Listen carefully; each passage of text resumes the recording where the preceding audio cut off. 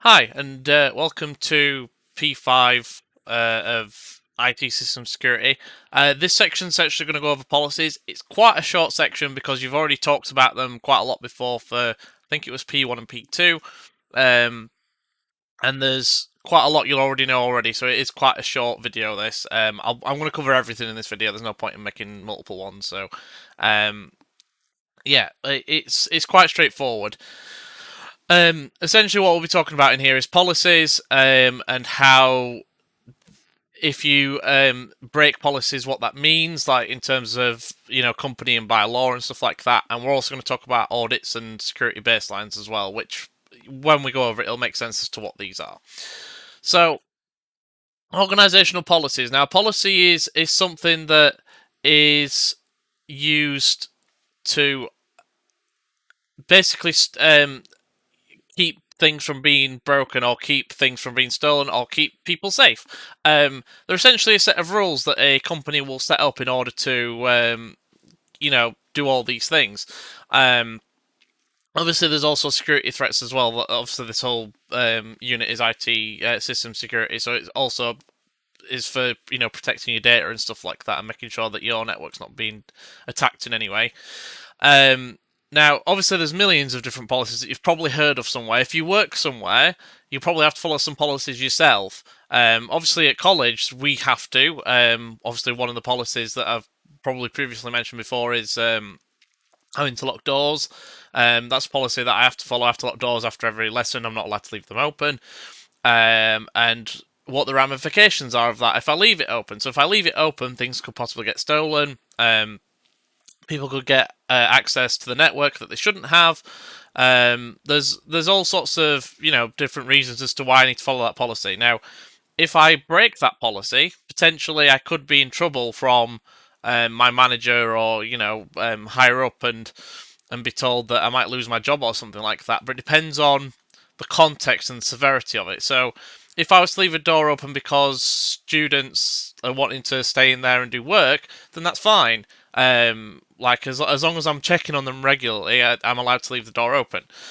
So it's in context. So if something does go wrong, but there's context behind it, a company or a business or whatever can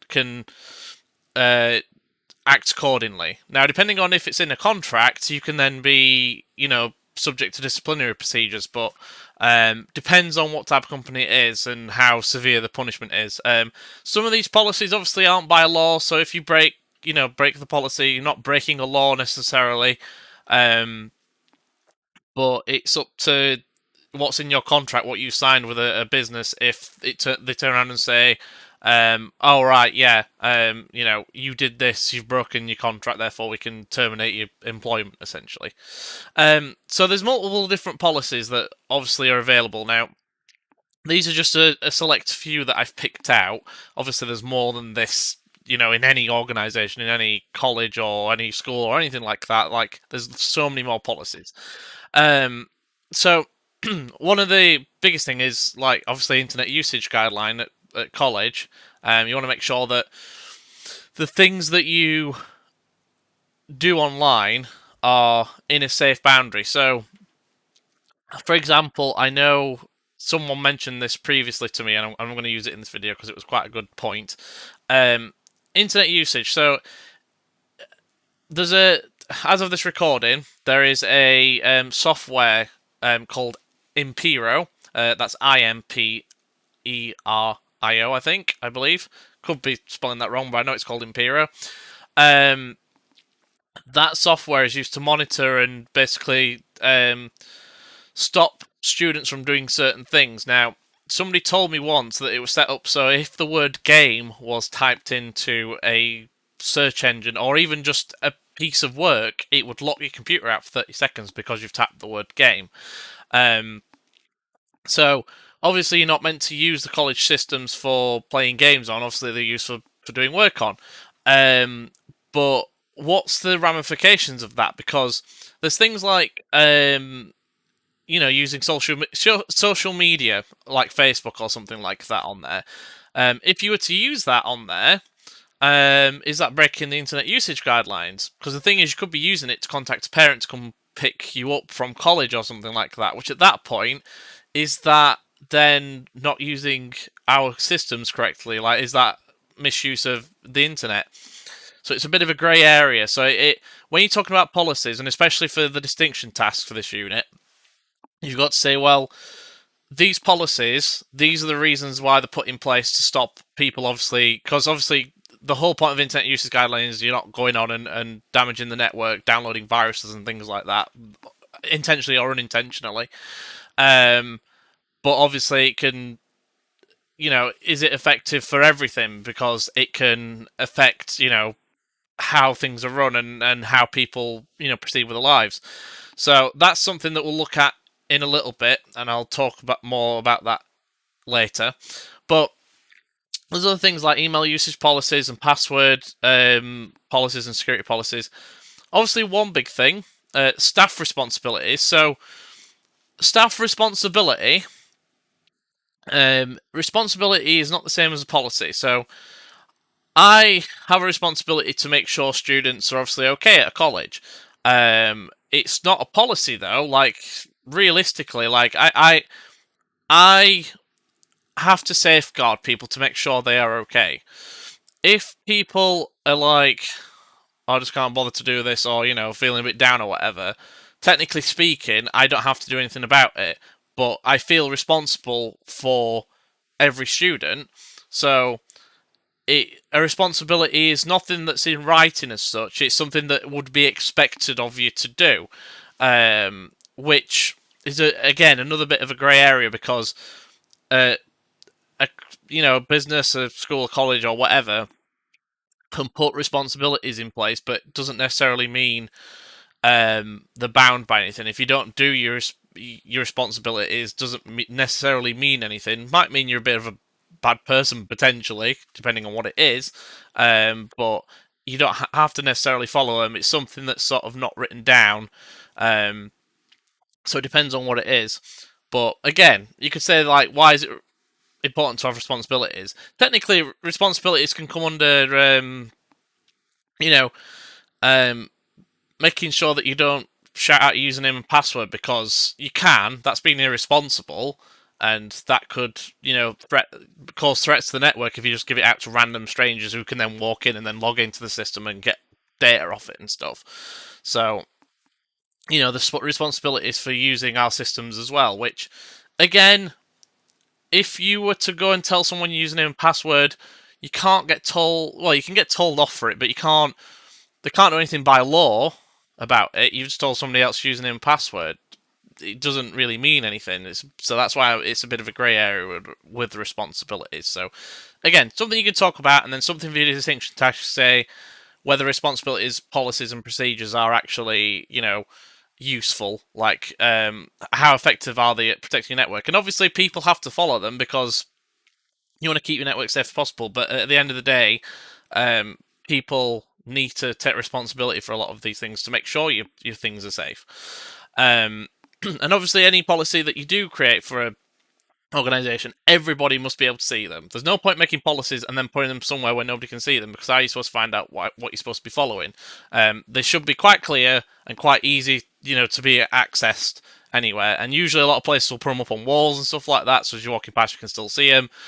And I don't know, like, if you've ever been to, say, a lot of different hospitals and stuff, you'll see the same sort of signs up and things, and they're like policies and procedures, obviously the procedures, and you get to recognise them, and the more you recognise them, the more you think, oh yeah, I can't do that, I can't do this, I need to follow this.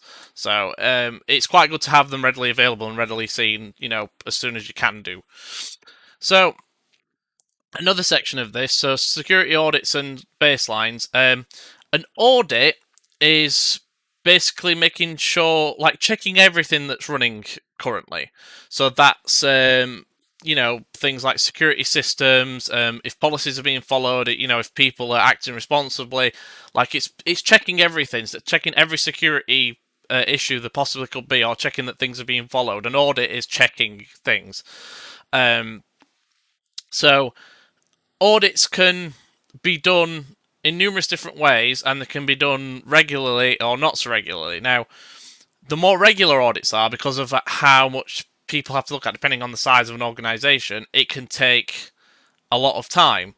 And because it takes a lot of time, it can obviously cost a lot of money to do audits. So audits are something that are useful, but are not done regularly because of the cost and time it takes to actually do them.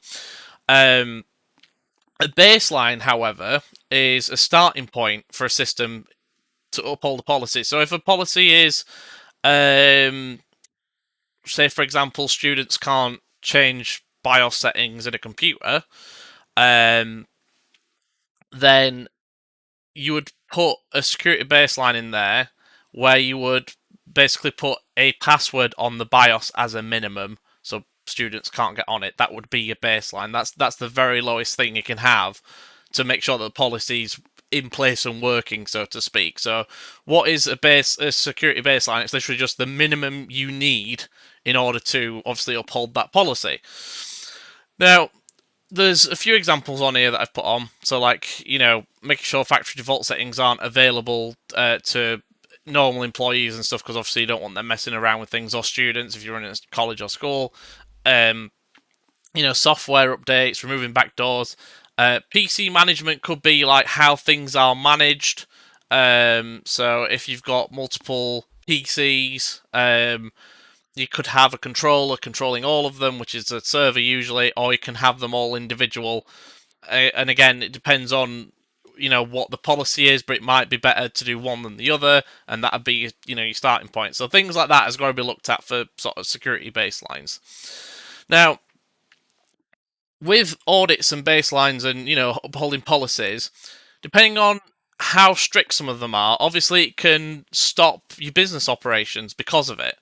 And this is something that you're going to have to talk about quite a lot in your P5 and your D1, especially with explaining the effectiveness of some of these. And this is something you can mention. So you don't want to make your system so restrictive that you cannot do anything on it. So if you made your security system incredibly,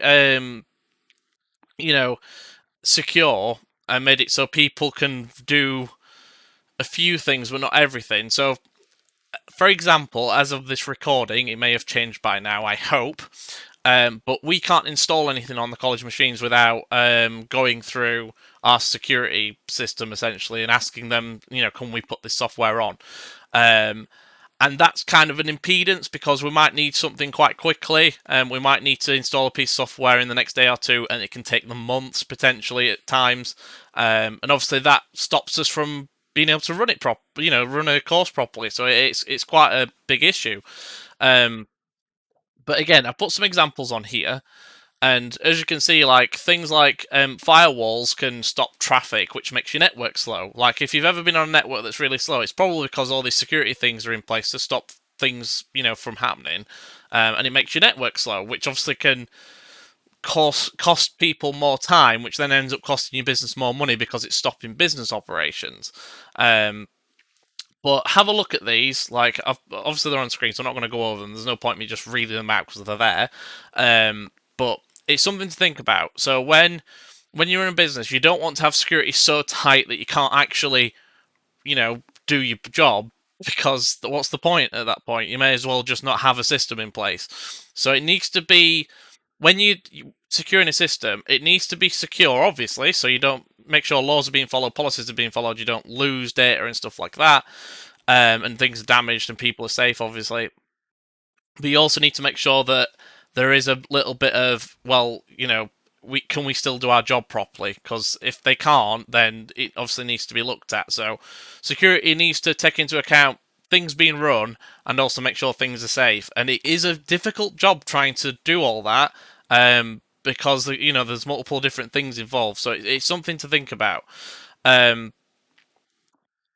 Obviously, with a baseline, you could just have the basic sort of that's it for the policy, which then leaves it open to be, more easier to like. Let me give an example, because it's a bit more tricky to sort of explain. With a security baseline, so if your baseline for a system was right to get onto everything, or your policy is, data has to be secure, behind a login system at least. So you just have a login system. As soon as you log in, you get access to everything. That's your baseline. Now, obviously, that's not very secure because if anybody gets a login, then that means they can get on the system and literally look at everything that's on there, which is obviously not very secure. However, if you then went too far and thought, right, I'm going to put a login system with different tiers on, and you have to log into every single thing to get through. So, say for us, we've got a system for your registers, as in your attendance registers. We have to log into the computers at college. We then have to log into a system online to get onto your registers, and we then have to log in again to actually see them, to make sure that we're teachers. So it's about how much do you put in there, because obviously that is a little bit annoying because we have to log in 3 times, and it just causes a little bit of time having to log in. But at the same time, is that more secure? So it's a very fine balance, and you don't want to go too far one way or too far the other. But that's basically it for this sort of second part of policies and security audits and stuff. As I said, it is quite short. Obviously, this is a part of your P5. There are other parts to it as well. There'll be another part after this. So, policies, something to have a look at, and obviously talk about security audits and security baselines. And then for impedance of business operations, you can talk about that a little bit, but obviously talk about it more in your distinction task, because that's more to do with efficiency and if they're useful or not, putting all these things in place. So have a look at that. Again, if you've got any issues, come see me, come ask some questions. But that's basically the second part of P5, which is policies and procedures.